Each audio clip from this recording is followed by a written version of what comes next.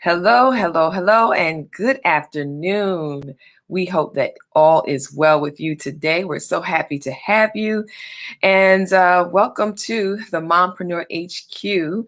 I am your host, Rasheeda Green.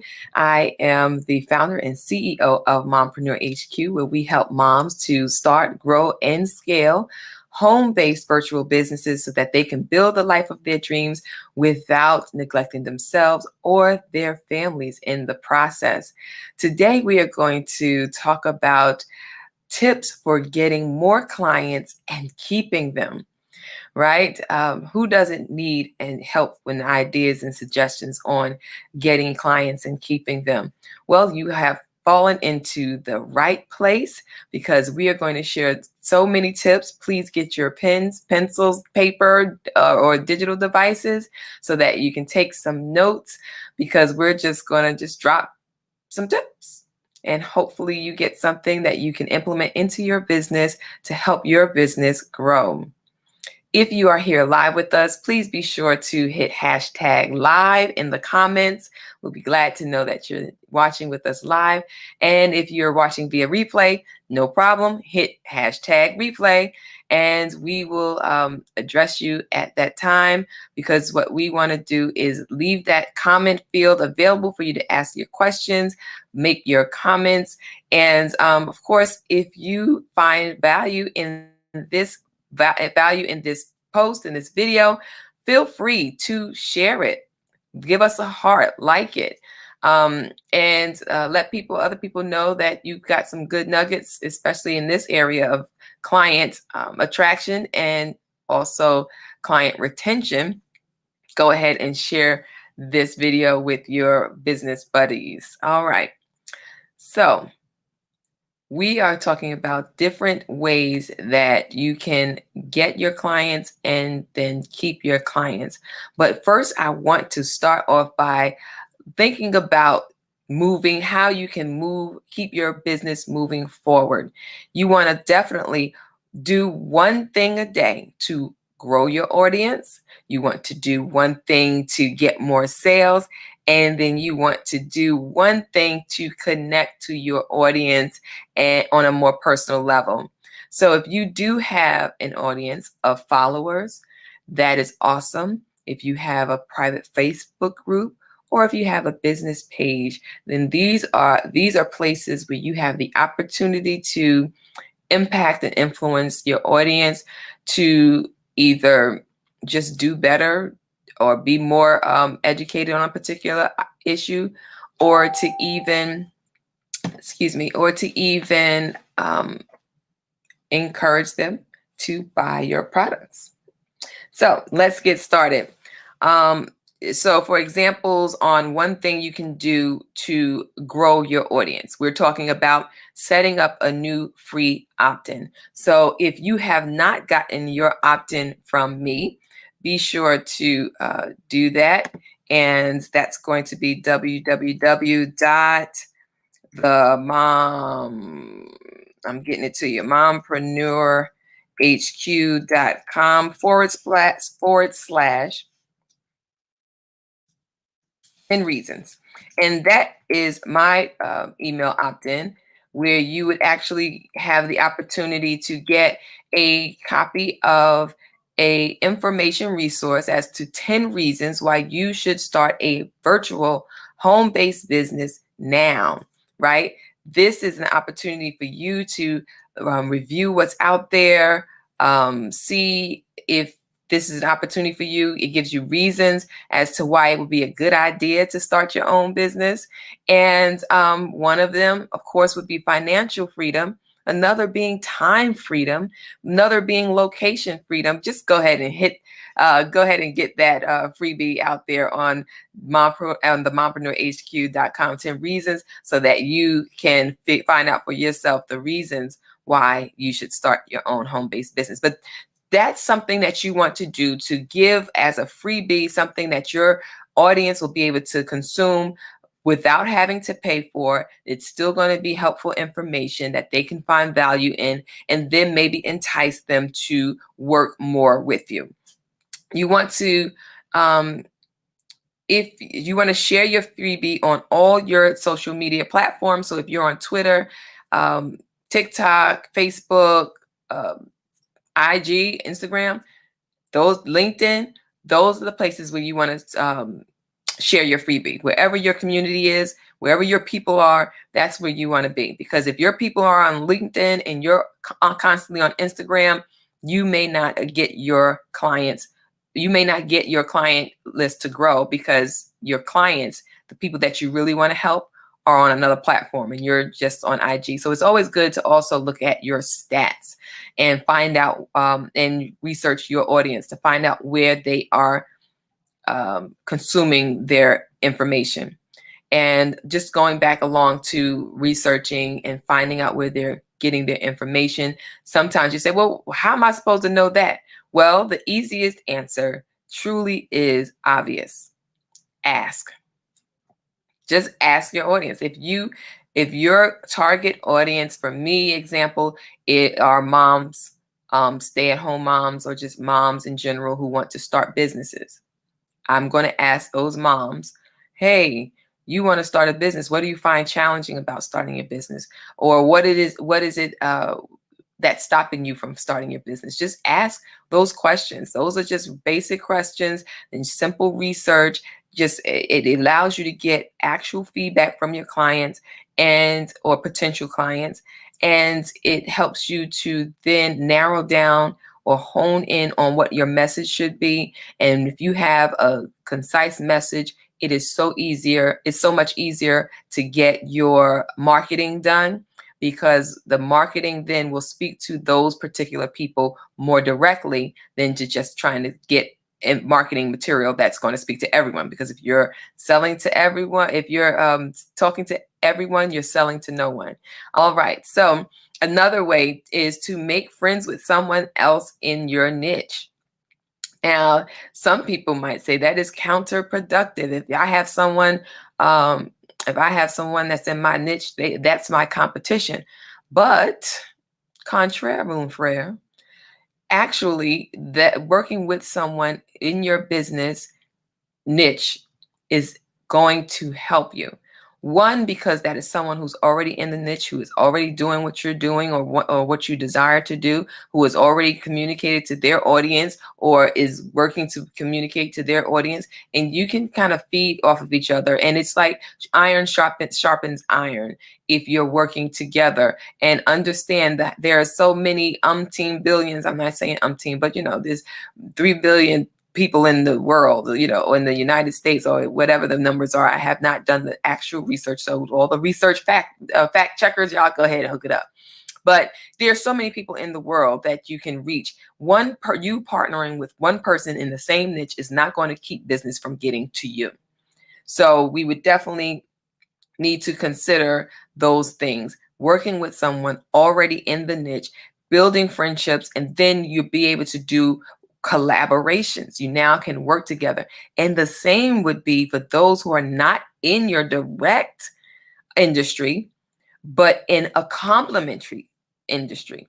So now you have a friend in a complementary area. So if you are a mindset coach, but the people that once you get your clients' minds right, they say, well, I want to start a business. Now you have a connection with a business coach that you can refer them to or work with. So now you have a circle of businesses that you work with or collaborate with that you can potentially become an affiliate for. An affiliate is basically affiliation. So you are being able to share products that someone else has already made. And that could be products or services. So in the case of the mindset coach and the business coach, a mindset coach has this business with this client, and then their client says, I think I need a business coach. And you say, okay, well, I have a business coach. It's a paid referral system. That's all it is. So now you go to this business coach and you say, hey, business coach, I have this client. The business coach is like, oh, great. Thanks for sending me this client. Here's a monetary payment. That's what an affiliate relationship is, where you just promote someone else's product or service and get paid for it. I am also a referral agent, a real estate referral agent. So I have had my real estate license where I am able to refer people, home buyers, home sellers, to real estate agents who are then able to pay me for um, finding them a client who actually buys or sells a home. I also would would use that same analogy of affiliate for okay, I already gave you two examples. So another would be if someone is selling cars and then you have someone who sells car parts. If someone who sells cars is selling a car and someone needs a part, I'm going to refer to that car part dealer. So then that car part dealer would give me a portion of payment for referring that business to that client. So that is actually another way to get an income from from a referral basis. And we'll be talking more about that in the future as we talk about more ways to make money as a mom entrepreneur. While you're home, while we're still in virtual, we're about to break out of virtual world, y'all. Everything's starting to, I saw notices about different states releasing restrictions for COVID as of July 1st. So things are coming down the pipeline. The businesses will soon start opening up. But guess what? You can still make money sitting right at home. And going back to keeping your clients, getting clients and keeping them. Remember, if you are here live, we are talking about tips for getting more clients and keeping them. Hit hashtag live in the comments, hashtag replay if you are watching the replay. And please be sure to put your comments and questions in the comment field so that we can address them at a later time. All right. So we talked about affiliate relationships and building a niche of a circle of niche friends who you can always refer or collaborate with. Then you want to try to get booked on podcasts. So podcast is basically like an audio platform that, well, we know that Clubhouse is now a big platform, but podcasts are an audio podcast is podcasting is I'm trying to, I went to school, so I'm just trying to make sure that my English is right. But podcasting is another opportunity to get yourself out there, get your business out there. It's a way to find clients and for clients to find you. Although podcasting is huge now, and there are so many podcasts out there, you really have to set yourself apart by either your title or your topic so that people can really find you and get in and get into your community, your ecosystem, so that they can then become potential, so that they can move from potential clients to clients. So getting out there, whether it be starting your own podcasts, that's a plus. That's something that you can do as a business owner or not. You do not need a business to start a podcast. So if you have an interest or love or passion for some topic and you're knowledgeable in that area, you can just host your own podcast. If you're not that knowledgeable in the area, but you know people, then you can do an interview style podcast. And guess what? Podcasts are also monetizable. Again, these here nuggets are about keeping your client, getting clients and keeping them. And so client relationship identifies paid, right? So if they are clients, that means they are paying for your goods and services. But what you can actually do is monetize from the podcast itself. That's another topic for another day. But just imagine, as we're talking about Mompreneur HQ and how we help you to start, grow, and scale businesses, we're talking about money making business ideas, money making business opportunities, and all of them do not have to include you physically working, physically putting your hand to the plow. We're talking about passive income, right? And passive income is one of the topics that I really do love to talk about. And as I mentioned, I do real estate, and I'm a real estate investor, as well as retail, and then as well as business coaching. So some of these things require me to be there. They can't do anything without me being there. But what I am venturing into is a passive income strategy that I look forward to being able to share with you come August. And because I'm going to work through that just for you. No, just kidding. It's not just for you. Of course, it's for me. But what I do in my community is what I learn, I like to share, right? What I learn about making money, about running business, I like to share with the Mompreneur HQ community so that you can do the same thing. All right, I think I'm trying to hold all the juicy goodness to myself about this passive income project that I'm working on, but it keeps slipping out. So let me go back to my other instructions. So also what you can do is run a webinar, right? Webinars is ways that it's opportunity to just talk about or teach something regarding your business topic, getting people to watch the webinar, find out, get some good, valuable information, and then have the opportunity to work with you afterwards. So those are some examples of things that you can do to grow your audience. Then I said, do one thing to get more sales, right? So we talk about the opt-in, the email opt-in. So the freebie that we talked about, the 10 reasons, for example, that's an opportunity for people to sign up for your free item and then actually give you their email address for that. This is how you build up your community, because you don't own Instagram community. So all those hearts and likes and followers don't belong to you. They belong to Instagram. All of those likes and group members in Facebook don't belong to you. They belong to Facebook. But if you draw a community in your email or an email list, that community is one that you actually own. Those are your people. That's your email list. If Facebook shut down today, if Instagram algorithm changes 14 more times, that would not matter in the sense that, okay, they did that, they no longer exist or they changed, but I can still reach my people.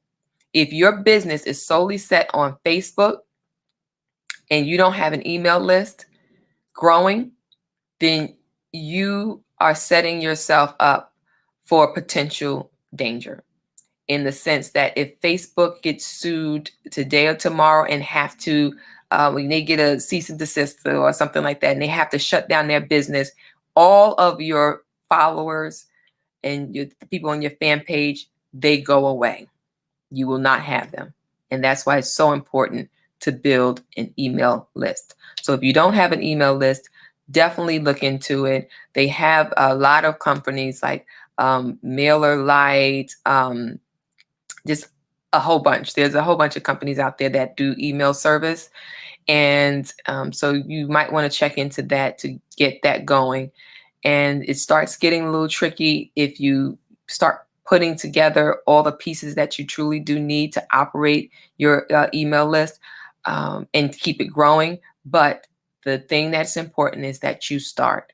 Get that email list growing, and then you have a certain real estate that you have control over. All right. Now, we want to do one thing to connect to your audience, right? We said do one thing to get more sales. I'm sorry. So we said send an email to your email list. And then we talked about earlier affiliate marketing. So that's marketing someone else's business, service, or products. And in this case, even if you don't have anything that you want to say to your community, you can always just talk to them or promote other people's products to your list. And that way you still have communication with your list. You find out what they like and they don't like. But you can also do that in your nurture sequence in your email list to get to know what it is that they like. The other thing is to publish some highly informative content that leads to one logical conclusion, that you are the answer to their problem, right? You want to publish content that says that you have the answer to their question. So if you sell light bulbs, your communications to your community should be about light bulbs, how light enhances, how light is useful, and just different things. You can do posts that have pictures of light bulbs. You could have posts that show how important it is, what it looks like when you don't have light bulbs, and just make it relevant to what product you sell, and then make it so that the communication, once they finish reading it or viewing it, they say, oh, she has that. You know what? I think I need to go to her for that particular light bulb. Or, well, she's been telling me about this light bulb on these Facebook lives for the past 2 weeks. I really do think that she can help me with choosing the right light bulb. So that's just how, that's just kind of some of the background to the decision making on why you want to do that. But that's what you want to definitely do. You want to publish highly informative content that leads to you being the answer to their problems. You want to put an ad on social media, Google, etc. That's not necessary, especially in the beginning, to put out ads. A lot of people like to go organic growth, and that is also fine. But some people like to go with the ad growth, which is also well and good if you have the budget to do that. Now, you can definitely promote on Facebook for as little as $3 a day. And sometimes in your Facebook, especially if you have a business page, they will tell you, you can boost this for free. We'll give you $5 on us. So those are opportunities for you to then go out there and promote yourself to your audience. But I would like to say to have caution or think carefully before boosting posts. You want to boost a post that's been proven. So don't boost a post that you just put out. Nobody's seen it, so you really don't have any feedback on it. And so you'll basically just be paying to put out something that nobody's really going to react to. So you just be cautious when making decisions regarding the ad campaigns on Facebook, because it can get a little tricky and costly. Also, you want to give a limited, not you want to, but these are options I'm giving you. Give a limited time coupon, a special offer. That is a way to draw people in. Psychologists have proven that coupons, deals, discounts, they attract people, regardless if it's a good thing or not. Here, sale always, well, not always, but sale gets a majority of people. And so what you can do with that is give a discount. Today is actually the anniversary, I believe is 6 years now, of my real estate business, which is Trinity Green Properties. So June 16th, 2016. So that's 5 years. So we're celebrating our anniversary today, but I did not do any celebration for that business because of the type of business that it is. But the thing is, if I wanted to, we could give a promotion where we would do take off a couple of dollars here or there, or maybe if you send us a referral, then we'll give you $100 bonus. You know what? That's a good idea. I might still do that. I still have time. Today is still my anniversary. Anyway, so, but yeah, just give a discount. That is something that you can definitely do to attract clients and also to get sales. The other thing I mentioned was do one thing that connects you to your audience on a more personal level.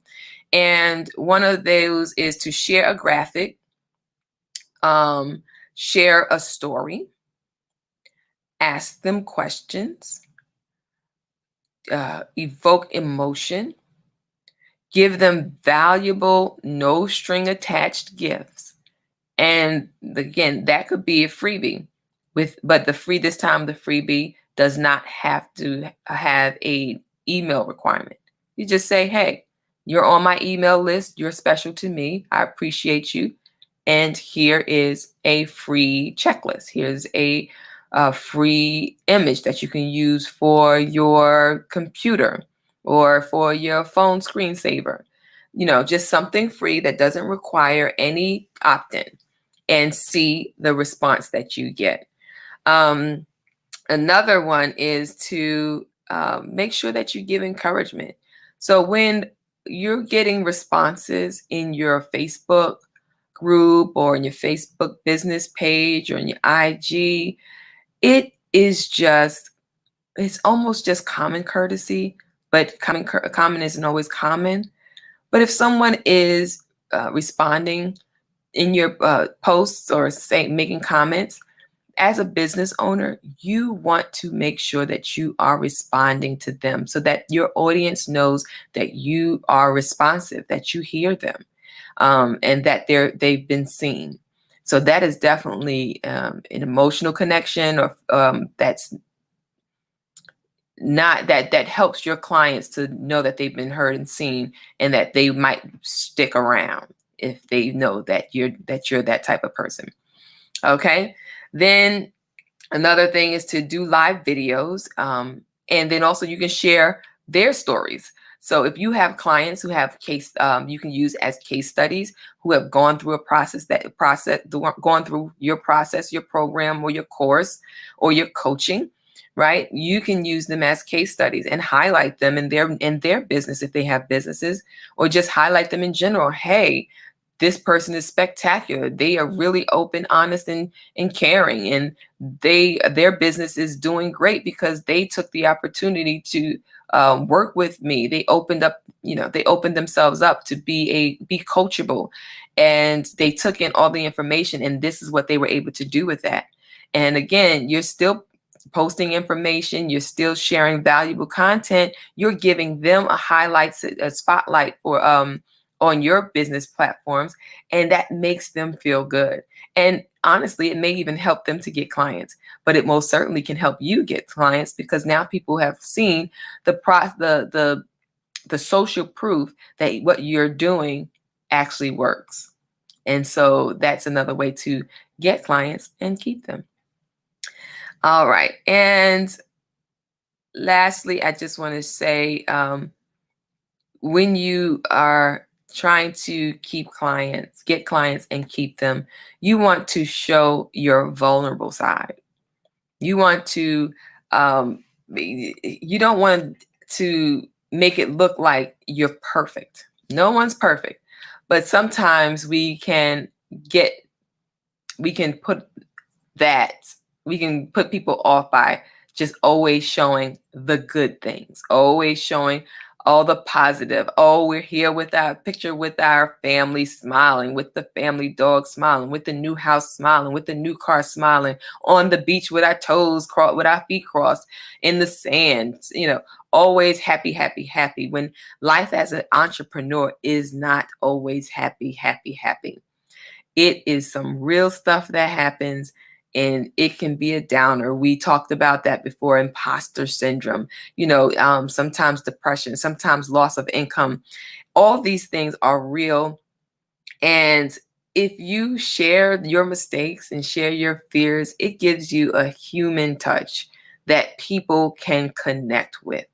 And so when you're looking to find clients or keep clients, and get more clients and keep them, those are quite a bit of tips that I shared with you. And the one thing you need to know is that you have to do these 3 things each day in order to make sure you're ensuring that your client list is growing. And that's do one thing to grow your audience, one thing to get more sales, and one thing to connect to your audience on a more personal level. Do those 3 things daily, and you will start building relationship with your clients, so that now you have clients and that they would not mind sticking around because you're just that great. Thank you once again for watching our episode of Mom Live with me, Rasheeda Green, and the Mompreneur HQ. We appreciate you so much.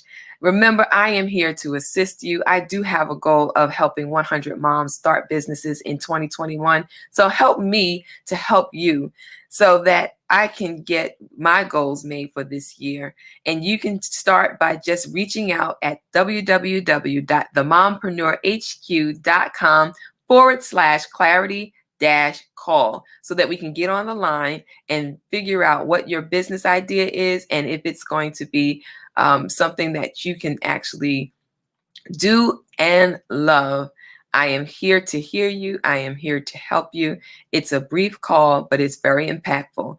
Get on the line and get on my calendar so that we can get you started with your new business before the summer. Well, yeah, summer 2021.